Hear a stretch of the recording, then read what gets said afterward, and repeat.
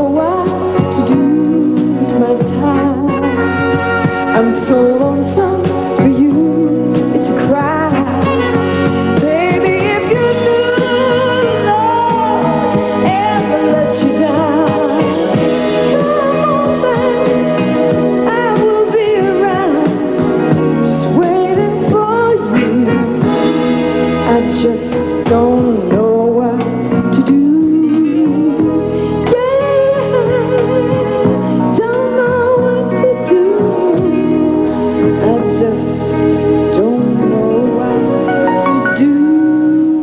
Dusty Springfield is with us. Hello. Welcome.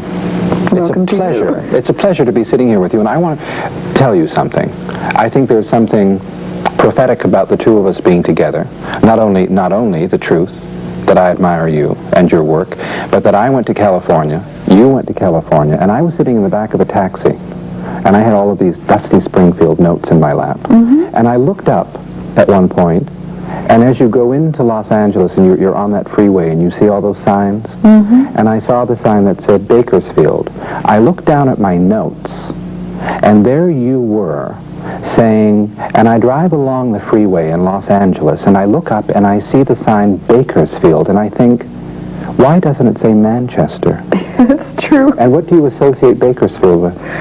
I've still yet to go there, you know. It's on the freeway, and you keep seeing it as being Bakersfield. It's only about 100 miles away, 150 miles from the center of Los Angeles, if there is a center. I've never been there. Bakersfield is a place, and that was actually wrong of me to compare the two, because Bakersfield is a place that's really kind of nowhere.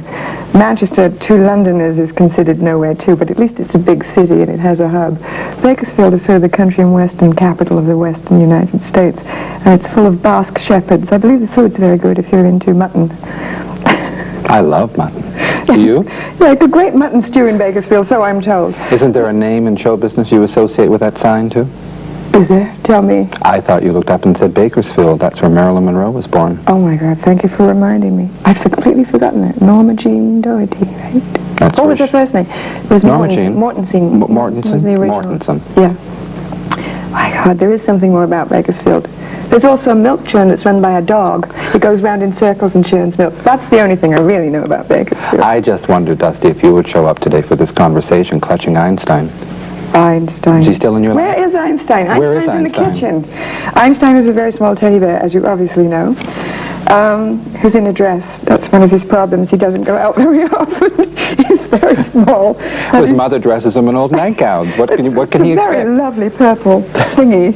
And he sits in the kitchen smiling interminably. Luckily, he sees all and says absolutely nothing. He's my best friend. Under those circumstances, Absolutely, and he keeps smiling. He's really good-natured. How often does he get a new outfit? Actually, this one is pretty old. It was made for him by a hairdresser that used to travel with me. I've had two hairdressers that traveled with me. Both were Australians. The first one went back to Australia and is doing really well in Sydney. And the second one was this wonderful, overblown, large lady called Corinne, who became a hooker in New York eventually and passed on, unfortunately. But she was fabulous. I don't know what I drive my hairdressers to, but she was great. How do your cats respond to the affection you must shower on Einstein? They like him. They don't bite him. They don't throw him around too much. They're a little jealous from time to time. I have one very small cat that's very rare called Moomin. She doesn't take too kindly to Einstein. But so far, no deaths in the family. Since you've mentioned Australians, do you remember the circumstances under which you first met Peter Allen? Where did you first meet Peter Allen? You're going to have to tell me. No, I'm just wondering if you met in Los Angeles, New York, or if you met in Australia when you were working. Actually, we met in Los Angeles, because that was a time he was doing an album with Brooks Arthur. And I was a friend of Brooks Arthur, I still am. He's a very good producer, and he wanted me just to come and sing some background on one track, which is exactly what I did. So that's when I met Peter Allen, and I didn't see him, I think I saw him a couple of times in New York. And until we worked together recently in Los Angeles on a concert, I hadn't seen him. It was really a pleasure to see him again. When you performed with Peter Allen at the Greek Theater in Los Angeles, that was great. Well, you certainly got a wild and enthusiastic reception, and people said it was the first time in 8 years that Dusty Springfield had performed on stage, in concert, in the United States. It's true. Were you pushed into it? Did you want it, or did Peter Allen say, knock it off, you're going to work? It's a hard question to answer. I was very nervous about performing live again, although the ice had been broken by going back to England and performing there under really quite difficult circumstances. The Albert Hall is a very large hall in London, and Drury Lane, the Theatre Royal Drury Lane, is also quite big, and you imagine all those shows that were on that stage like Oklahoma and Guys and Dolls. It's rather like playing the London Palladium. There's so many ghosts in that theatre.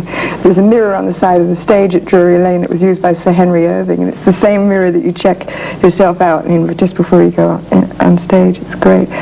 The Greek thing wasn't as difficult as I thought it would be because of that break-in in London. It was that was really good for my confidence. So by the time they asked me to do the Greek, I was sort of okay, although just before you go on in Los Angeles, you think they've seen it all, they're just going to be bored stiff. And the minute you hear that roar, it's just fine.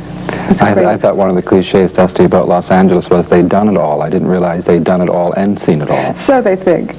They've actually seen very little. Did you sing any of Peter Allen's songs in that concert? What did you sing? He lent me Quiet Please. Oh, really? Yes, for the night, which is nice because when a woman sings Quiet Please, it's a whole different thing when you imagine, or that you know that it was written for his mother-in-law, who at that time was Judy Garland. It's very poignant when he sings it. When a woman sings it, in the dedication at the front of the song, I never mention anything about Judy Garland. To me, it's about a woman sings it. There's something full circle about you being on a stage in Los Angeles with Peter Allen singing Quiet Please, There's a Lady on Stage. Because I think, because I think of the periods in your life that you've discussed with great candor, and you go back to saying your mother's best advice was the people who are most happy are the people who do things for other people. Mm-hmm. And you said, I don't want to end up like Judy Garland. I know. And there you are on a stage in Hollywood singing a song written to the memory and the tragedy of Judy Garland. Yeah, there's no escaping it. It eventually comes around. It is strange. I didn't realize that. Boy! Oh, I realized it when I was putting all the things together about you and getting my thoughts organized. There are a lot of wonderful thoughts about you. There are parallels in many cases.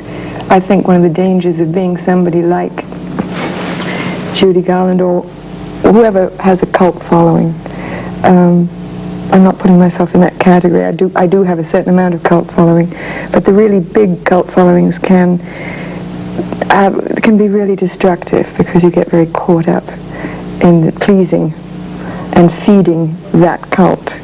And the more you feed it, the more it destroys you, and you just lose all sense of proportion about it. I think that's destroyed a lot of people over a period of time. Whether it's Judy Garland or Maria Callas. Whatever, you just really get wrapped up in it. I think that's why people sometimes, to whom fame comes later in life, once they've had a chance to sort of go through all the various scenes that people do, if the fame comes later, I think you're better able to handle it. It's when it happens very young. I think there are real problems in sustaining the stamina needed, and particularly the emotional and mental stamina needed to keep yourself going. On that, let us take a break and we'll come back with more. Okay. Be right back with Dusty Springfield and more right after this.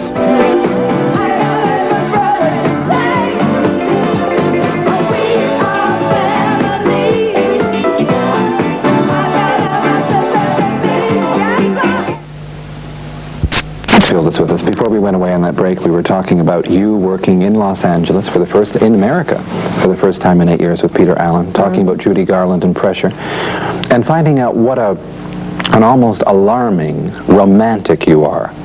You know, that when you were a kid, I think of, well, it is, isn't it? Yeah, it is. You've gotten in more trouble being a romantic than you have alarming. anything else. Yes, alarming romantic. It is. I mean, when a teacher turns to a kid and says, and what do you want to be when you grow up? And you at the age of 10 say a blues singer. I mean, you're asking for trouble.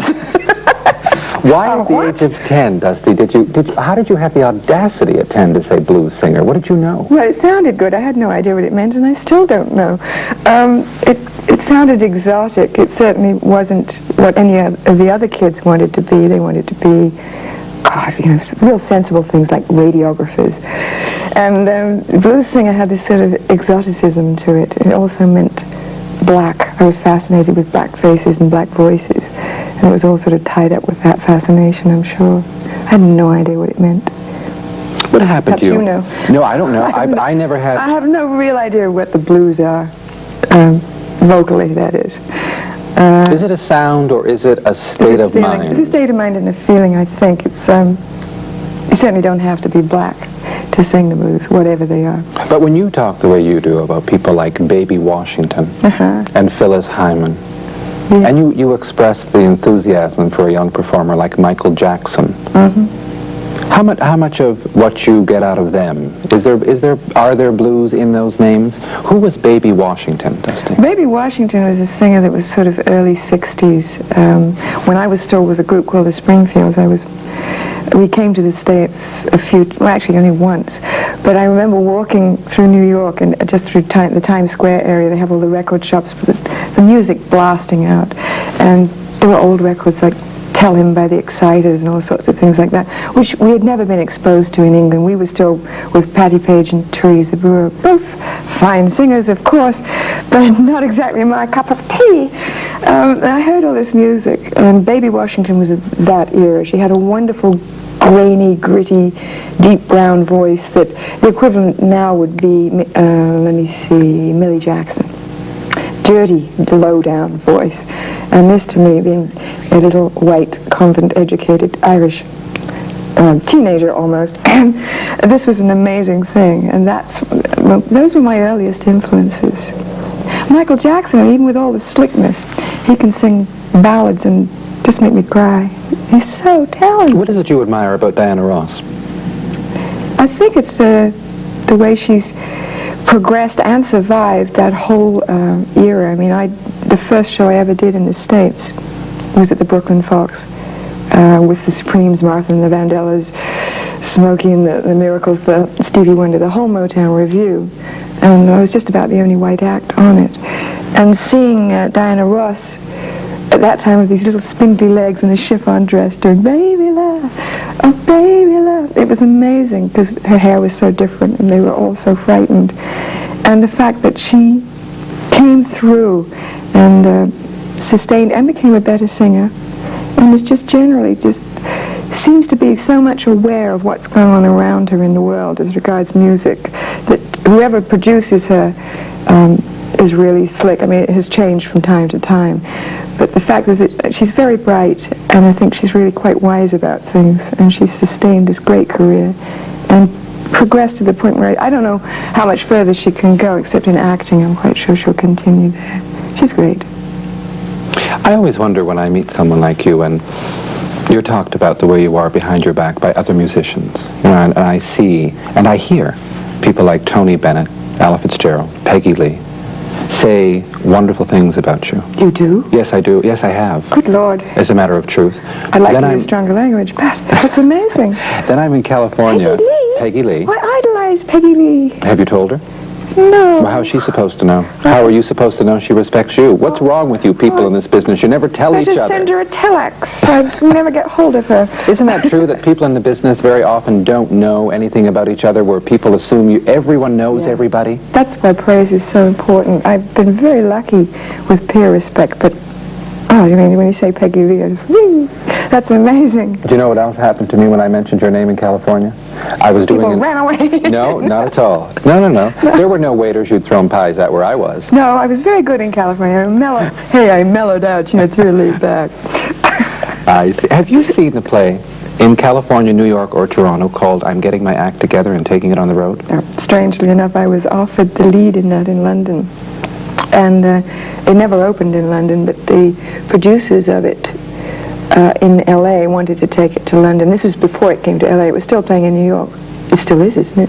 It'll go on like The Mousetrap by Agatha Christie for 17 years. I hope the same woman doesn't have to play it all that long. I liked it, and I've yet to see it. I read the script and wanted to do things with the music. I don't know, I just wanted to make a different sound with the music, and they were going to let me have sort of carte blanche with the arrangements so that it was funkier musically. And I thought that for British audiences, some changes would have had to have been made in the script, and they were quite happy to do that. And then I had to make an album. So the two things clashed hopelessly. So I gritted my teeth because I really wanted to do the play. But it never opened in London. They were going to give it to Millicent Martin after I couldn't do it, but it never opened, so I hope it does at some point. Oh, perhaps it will remain active with you, because when I think of some of the parallels in your life, when you talk about leaving England after having had an extraordinary period as a star performer, say between I suppose we can go from 1960 to 70. Well, it's 75? 63. It was November 1963 that I had my first record out. The first hit was 3 weeks later, so it was 63 through, I suppose, when I left about 1970, 71. That's a pretty good stretch, I suppose. Do you know what I find extraordinary about you? That someone who worked as hard as you did, who knew herself as well as you knew yourself, said you arrived in California, you were intimidated, you were lost, you were frightened, you were alone, and for the first time in your life, you listened to other people. You spent all that money having people create for you what was known as the Las Vegas Act, though you had no intention of going to Las Vegas. You're damn right. But how does this happen to someone who can say, I'm fighting Irish, I know what's right for me, I know my instincts and intuition. Where along the way did you lose that fighting Irish belief in self? Gosh, that's a good question. You got 3 hours? Let me see. It covers a long time. It's when things like that happen, a loss of conviction. It's not an overnight thing. It's that so much of my success had been in Europe, albeit I had big hits in the States during that time. But I had never played in the States for any length of time. I would come over and do guest shots on the Ed Sullivan Show or that kind of thing. And it was always the image of whatever single I had out at that time. In other words, I never really performed the way I can do. And that's where I feel comfortable. It's a much more eclectic act than I've ever been able to show on the Northern American continent, for want of a better word. And so my confidence came from feeling that I was doing the right things. Because when I started in England, they said, oh, you can't sing all that wide range of material. Nobody, you just never get away with it. But of course I did, because I believed in it, and it worked very well. I'm firmly convinced that if you are convinced of what you're doing, eventually it will work. When I came to the States, so much of my image had been intermittent with these singles, a little bit of Wishing and Hoping here, a little bit of You Don't Have to Say You Love Me there. That I had no real broad range image. It was just sort of blonde beehive and miniskirts, waving her arms around, singing whatever happened to be a hit at that time. And then when I came over here, having always been fascinated with the States in general and feeling that that was the ultimate in life for a performer, it just got too big for me. I just never felt that I could perform to an American audience and that they would like me, that they would always be critical.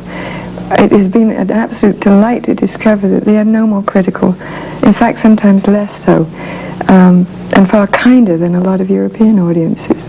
They're not, I think because there's so many people that there is an audience for everything. That's what's so wonderful about New York. I mean, when I think that I did 2 weeks there recently, that's the sort of bête noire, the terror for all performers. God, they're so sophisticated, they're this, that, and the other. They're not. There may be, some of them may be, but they still stand on tables for You Don't Have to Say You Love Me, and things that you think, God, you're never going to like all that stuff. And it was the oldies that they went for. They enjoyed the new ones too, but that was the standing on the tables thing. And that's the good thing about New York, is there is an audience for everything. If somebody wants to be super brilliant and super intellectual, then probably don't come and see me. Go down the road somewhere to the Carnegie Hall and have a good time down there. But there'll be an audience for anything you want to present, presumably.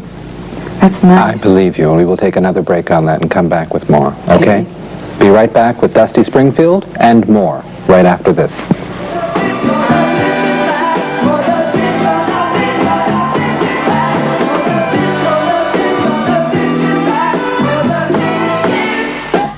Dusty Springfield is with us. Yes.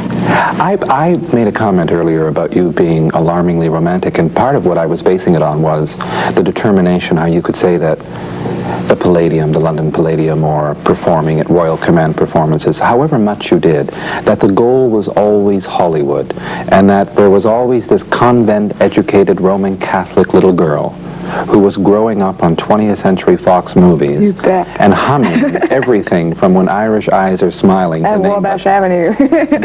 we could name every musical God. Fox did, and you probably know the scores. What Yes. happened to you as a kid, Dusty, in England when you saw those? Did you transpose yourself with Alice Faye and June Haver? Mainly, Alice Faye was a little earlier, because that was Alice Faye, sort of Don Amici was the end of the war type musicals, I think.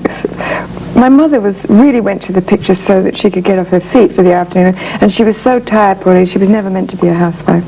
So she would sit round twice, which made it even better, because we could sit there from 2 o'clock or 1:45 when the pictures opened, till about 5 o'clock. And we got to see B movies in the middle. That was what was best. So then we'd sort of go home and have tea. But it was the sheer glamour and that really gaudy Technicolor. And the Betty Grable red lips look, a slash of scarlet. It was absolutely marvelous. It was just the whole glitz of it. It was everything that I wanted to be and would never be. But I wanted to be in there with them doing it. I was not a dancer. I don't know what it was about it. It was just sheer trashy glamour. I knew that even when I was 4. I wanted trashy glamour. It's great. But then you find yourself in Hollywood. You yet again buy another home. You're in Laurel Canyon. You look over a hill. We're getting to the sad part. Are we? No. Because I thought it was happiness and success that got you there. And I thought it was the whole thing of if one is going to devote one's life to entertaining other people, I thought the premise was why not do it for the largest possible audience? And the fun. So you get to Hollywood and you suddenly find yourself playing mental games by looking down your hill and saying, well, it looks like Spain, because Spain is closer to England. Did you ever really feel that you belong there? Did you ever emotionally accept your life in Hollywood? Never. I stayed there 8 years, and the reason I now live in Toronto is because I never came to terms with it. I was back there recently, at the same time as you, and I really liked it, but I was so glad that I didn't live there. I wanted to be there. I have friends there. I felt far more comfortable being a visitor. That's what people usually say about New York. I love New York. I mean, I couldn't live there. I want to live in Connecticut is really what it's about. I won't commit to either the city or the country. Both really get on my nerves after about a week. So I want one foot in New York or Toronto and one foot in the country outside either city. Los Angeles is such a peculiar mixture of the two. I loved the last house that I lived in because it was 5 minutes above Sunset Strip, but I had coyotes and raccoons and it was utterly quiet. And at night I could sit in bed and look over the whole city. That's an unbeatable feeling. But outside of that, and that breeds extreme laziness in me, and I handle idleness very badly. So I really had to sort of kick myself in the butt and get out of there. Have you in all these years maintained any residence in England? Oh, yes. You've kept the No. house or the apartment? No, actually, no, I'm wrong. I'm not allowed to have a residence in England for tax reasons. I'm still a British person, I have a passport. But if I maintain a residence there, I have to pay British taxes. Well, I pay American ones. They're almost as bad now. That's if I earn any money. I see. That's a Change situation, subject immediately. Dusty, for all of us. You pay them when you make it. And then when you make it, they take it away. Oh, boy, do they, It yeah. sounds like the last conversation I had with Michael Caine on why he was no longer in England but living in Beverly Hills. That's exactly why most of us do it. It's a nice place, Los Angeles.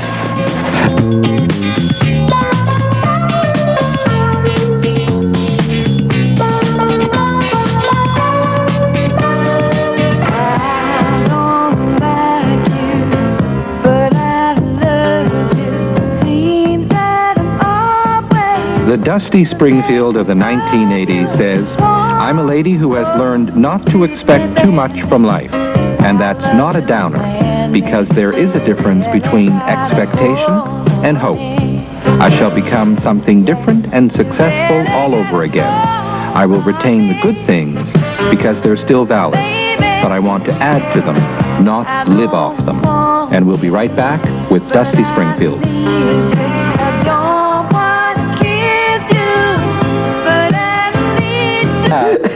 You're on the new math, too. Dusty Springfield. I wish is I knew here. what it was. Hello. I don't know what it is either. You know, we were just talking, getting ready to go on about acting, and I said, gee, you should do Born Yesterday as a musical. And your response was, you didn't think you could be That dizzy. that dizzy? Or ditzy, whichever you prefer. What were you doing at Jane Campbell's acting class in Ealing? Not being ditzy, I was miming. I lasted all of a week at that. It was 1 week? My first serious try at acting, yes. I went twice. Well, actually 2 weeks, I lie. And I learned that I was not a good mime, that I could not open a window without the window being there, so I gave it up. That was my brief career in doing it. Now I want to act, and maybe I should have stayed there, but since then I found better coaches.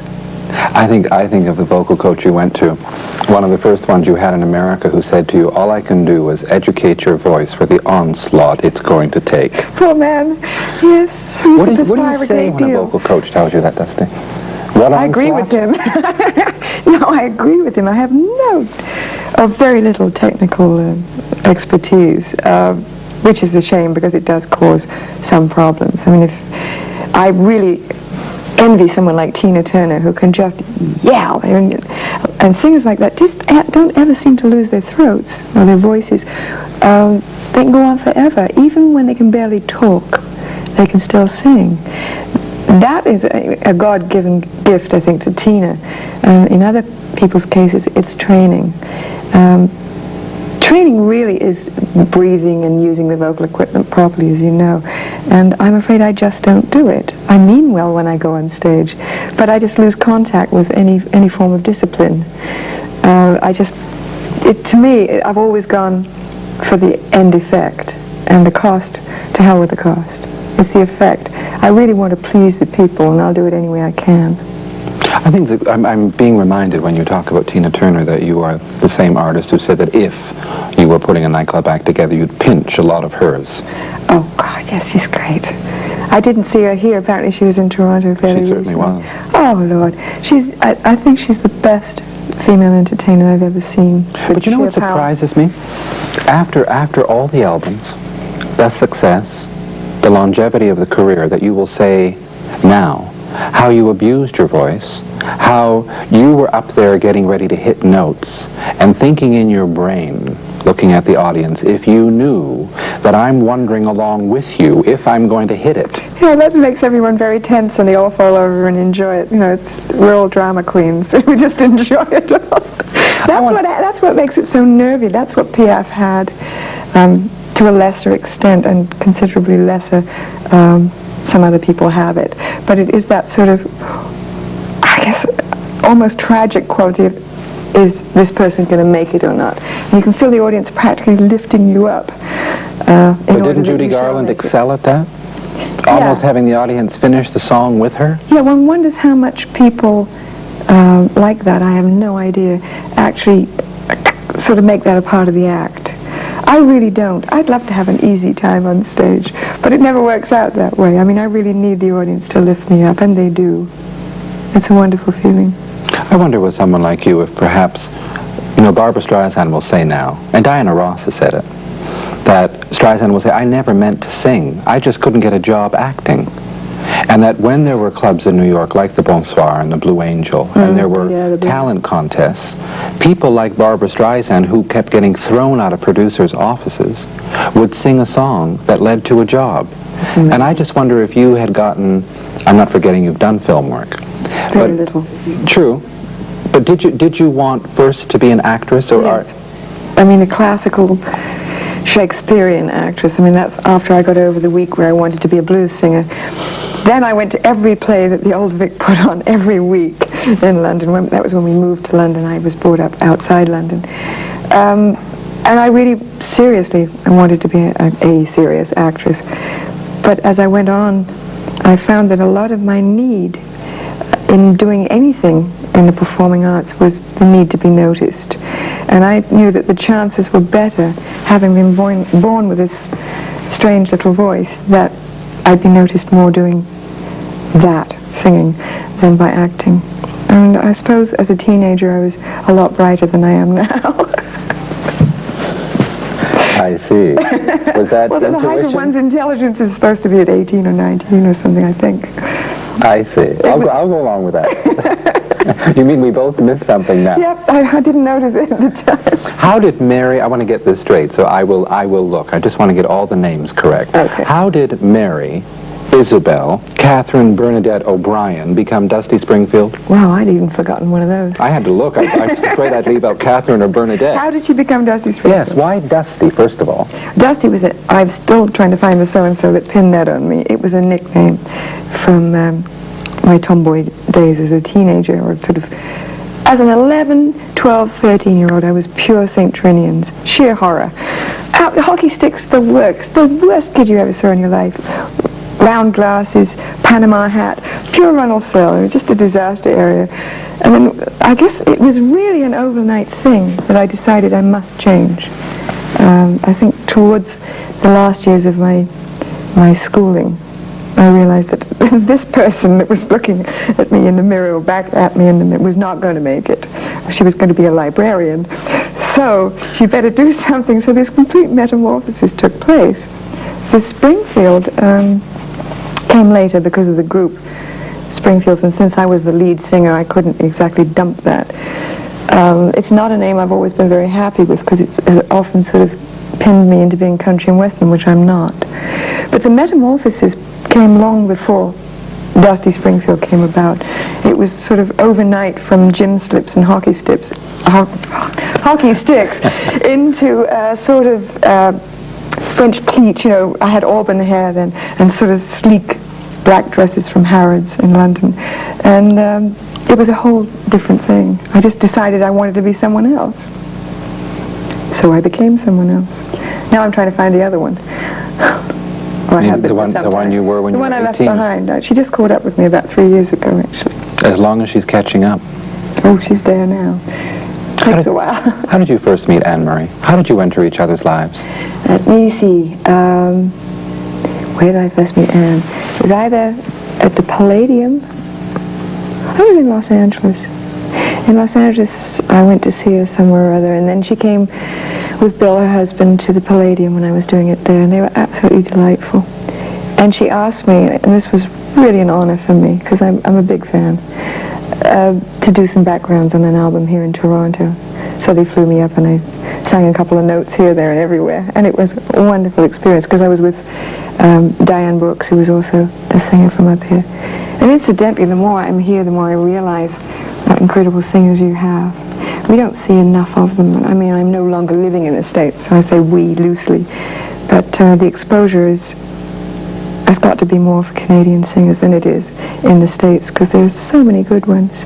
And the things that, I mean, even the background singers, who should not be background singers, they should be lead singers, but people like Paulina and Sharon Lee Williams are so, so great. And is it Salome Bay? Salome Bay. God, she's great. I agree. And my own personal favorite, Carol Pope, who is so outrageous. I hope it works in the States for them. Rough Trade, they're so great. I hope so, too. I hope they don't have to beat the lyrics the way they do in Canada. Well, I suppose that depends where they're playing in the States, doesn't it? Oh, yeah. Well, if they're in Los Angeles and New York, it'll be all right, I think. I agree. We will take another break on that, okay? Okay. Be right back with Dusty Springfield and more right after this.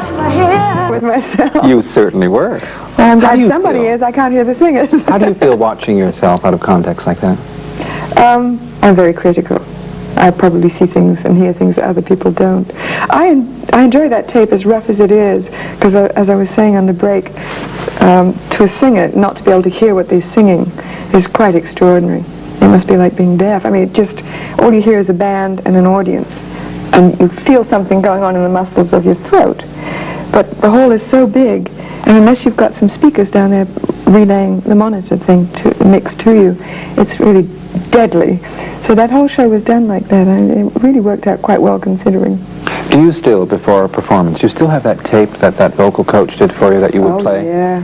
Darker, Dusty, keep it dark. Keep it darker. I've changed Sip vocal your port, coaches. get out there with your lemon. That's right. Gargle with your port. Cheap South African port is really the best for that. It's so thick that it coats the vocal Oh, cords. the singer's secret. Caruso used to do that. Just don't swallow it. It's quite deadly. No, I've changed vocal coaches. He now makes me sing like Vivian Blaine in Guys and Dolls. Don't ask me why, but it seems to work from time to time. What was that song? Buy me a mink, get me a Yeah, mink? that's exactly. He gave me the fur coat 5 winters ago. It's that throat thing. It squeezes your vocal cords up. Just you remember that. I will. One never knows, do Before one? your next show. I've never had to harmonize. I just sit across from great voices like yours and listen to them speak because I know what they sound like when they're singing. Thank you. That's nice. My pleasure, Miss Springfield. Let me ask you something. I brought up earlier being in Hollywood and those 20th Century Fox musicals, and we were talking around and about Betty Grable and what they meant to you.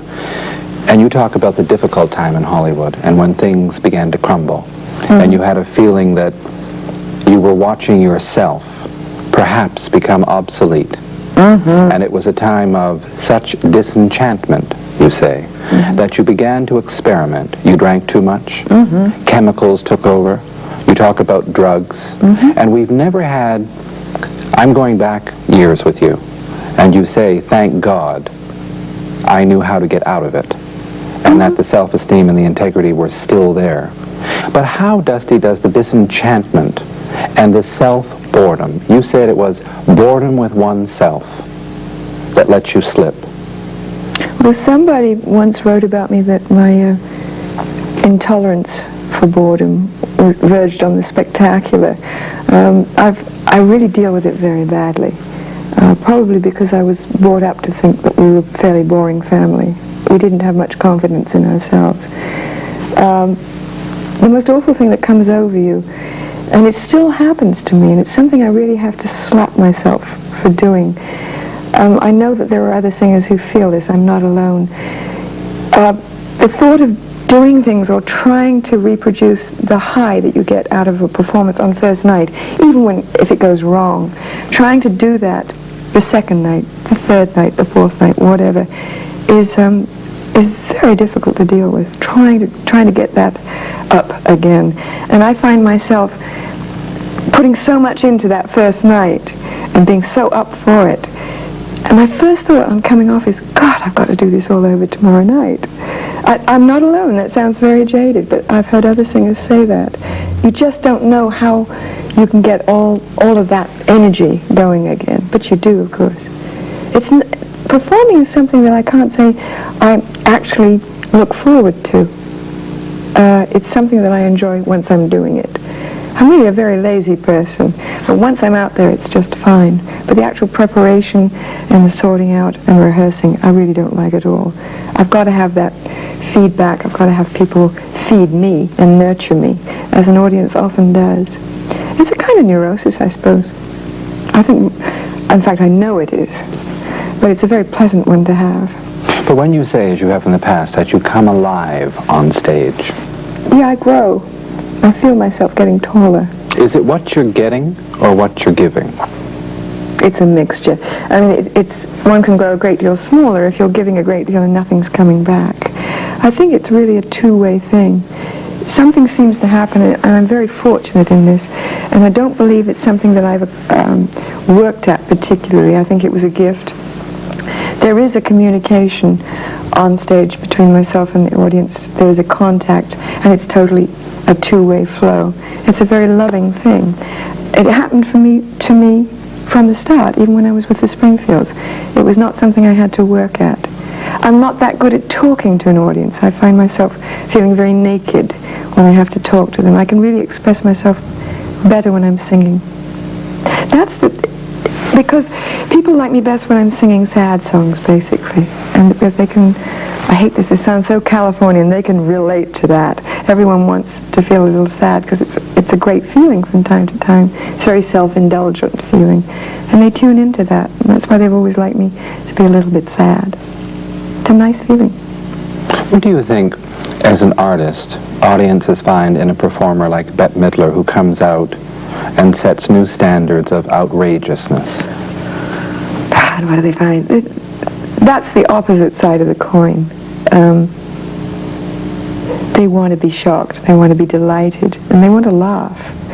It's the people who fall in between that get boring. People either really want to sort of have to bring out a handkerchief and furtively sort of do this because they feel stupid crying in front of other people. Male and female, they feel stupid. Girls, they just want to be thoroughly entertained. They can be entertained by sniveling, or they can be entertained by just rocking with laughter, which is what Bette Midler does. But she's also extremely poignant when she sings Hello in there, a song about old people. I mean, I just break down. It's such a beautiful song in the way she sings it. There is that mixture in her of the shock value that she's so good at, and this intense poignance that she's able to put over. She's quite spectacular in that way. And it changes. Then you meet her and you find this shy, articulate, quiet little person. Bright person, yeah. I think most people who are that good are bright. You can't be stupid and be that good. It's impossible. You may be good for a while, but you don't last. All of the people who are really very popular, I mean, sorry, change that. Not very popular, but very good, whatever that means. They're bright people. They have to be aware of what's wanted and what to give people. And how to sustain it. And most of all, how to sustain it. That's the most difficult part. And isn't that technique? I mean, I'm talking it's stamina. technically. Yeah, stamina. It's pacing yourself and not burning yourself up too fast. And you don't know when it's happening to you. Unless you've got some awareness of yourself. You have no idea. It goes so fast, and so many people are tugging at your coat this way and that way, that you just lose yourself if you're not bright enough to realize that it's happening. All those people who know what's best for you. Oh, yes. And you've met them. Yeah, but I've got it back in my gut now. I know what's best for me. If I didn't think you had, I wouldn't bring it up. I do. It's taken a long time. On that, we will take another break. Good. And be right back with Dusty Springfield. All of your animals with No, you. I would have an ocelot. But I'm very happy that you were here. Maybe we could meet again and you can bring all of your animals. I will. They'll eat everybody in the studio if you We'll want. be prepared. Okay. We'll bring animal food. I thank you for the pleasure of meeting you and speaking with you. It was my pleasure. I really enjoyed myself. It's the first time I've ever enjoyed myself talking to anybody on television. You're a marvel. Thank you. You're a marvel. Oh, shucks. Golf.